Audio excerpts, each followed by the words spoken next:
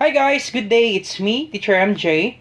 Our topic for today class, it's all about dividing polynomials using synthetic division. So without further ado, let's do this topic.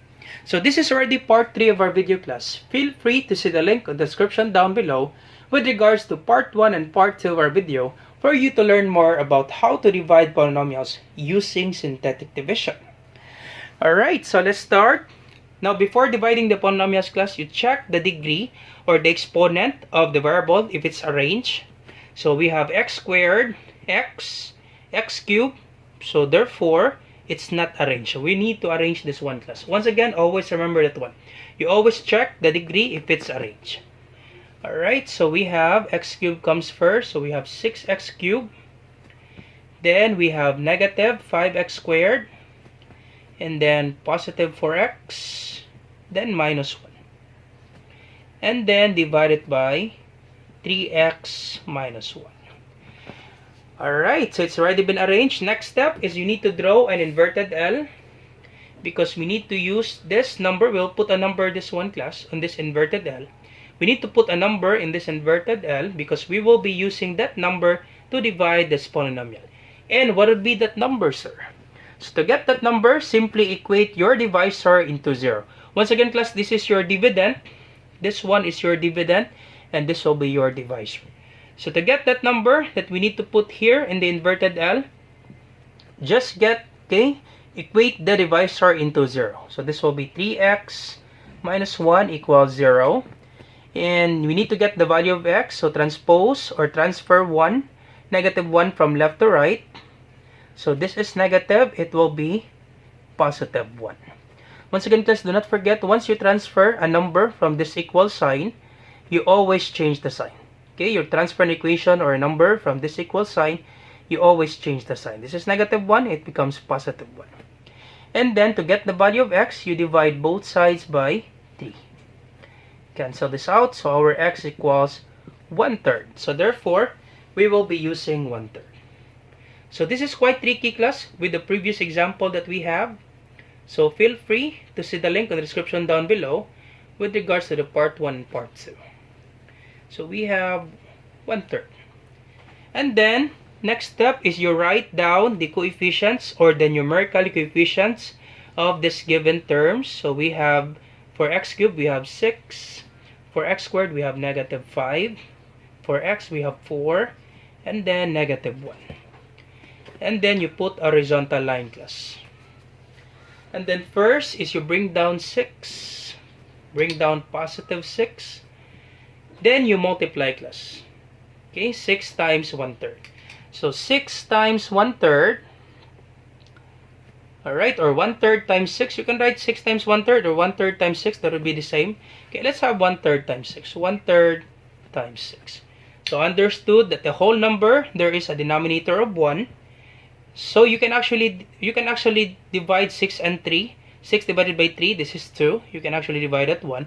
But let's multiply it, class, manually. So without cancelling. So 1 times 6 is 6. Multiply the numerator. 1 times 6 is 6. 3 times 1 is 3.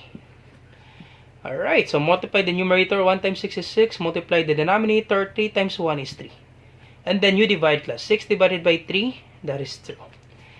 Alright, so this, therefore, 1/3 times 6, that would be 2. Then, what would be your answer here? You add it on negative 5. So, plus, so this will be negative 5 plus 2. So, if the signs are not the same, we have negative 5, positive 2. Subtract, so 5 minus 2 is 3. Then, you copy the sign of the larger number. So, copy negative sign, class, because 5 is greater than 2. So, negative 5 plus 2. You subtract 5 minus 2 is 3. Then you copy the sign of 5. So negative 3. And then we multiply, class. 1/3 times negative 3. So once again, understood that there's 1 here.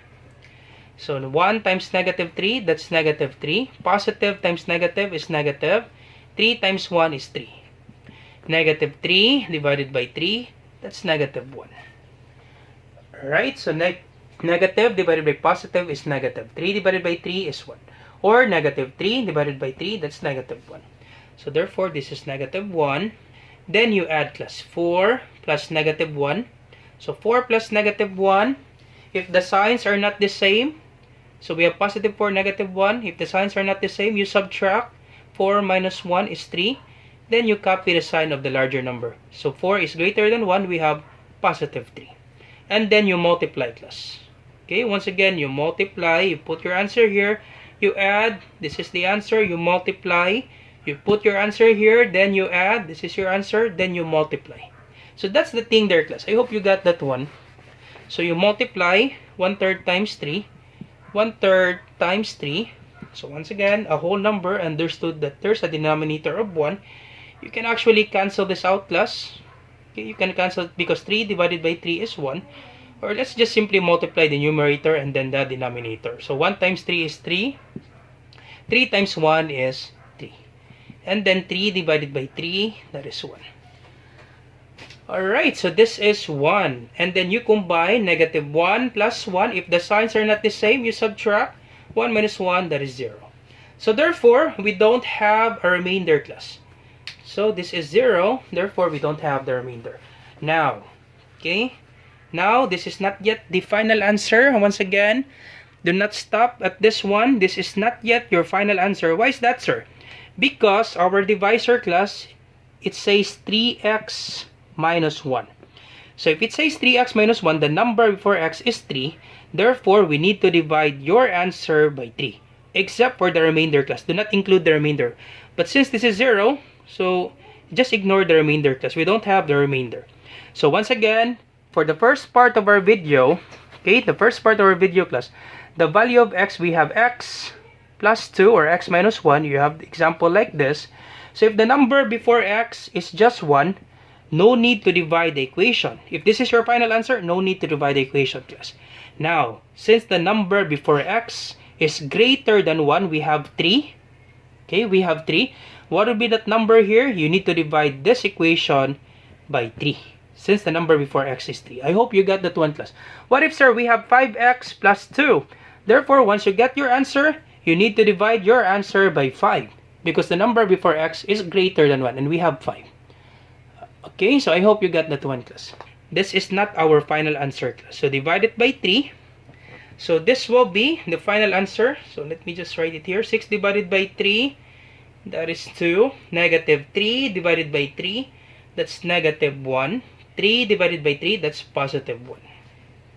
And then we will write your answer in this format, in this equation. So once again, our first leading term is x cubed. For the dividend, the x cubed. So therefore, our first answer will be x squared. Okay, just subtract the x cubed plus this 3 by 1. So always remember this one, class. If your leading term is x cubed, your answer will be x squared. Because x cubed divided by the divisor, so leading term, x cubed, divided by the first term of the divisor by x. And if you're dividing algebraic expression, okay, quotient rule, just simply copy x, copy the base, then you subtract the exponent. Understood that there's 1 here. 3 minus 1, that would be x squared. So, no need to write this one, class. Just simply remember this one. If this is x cubed, for the dividend, your answer, you will start at x squared. Alright, so our final answer, class, will be 2x squared and then minus 1x. So, sir, can I just put minus x? Yep, understood that there's 1 here. So, we will just put minus x and then plus 1. Alright, so plus 1. Then, we don't have the remainder, class, so this will be our final answer. That's it, class. 2x squared minus x plus 1. And that would be our final answer. 2x squared minus x plus 1. That's it, class. So let me write it here. 2x squared minus x plus 1 is our final answer for this given equation, class. So once again, if you like this video, do not forget to like, share, and subscribe. You share it to your friends, class, and to your classmates so that we can help more students. Once again, class, this is Teacher MJ, and you have a great day. Bye-bye!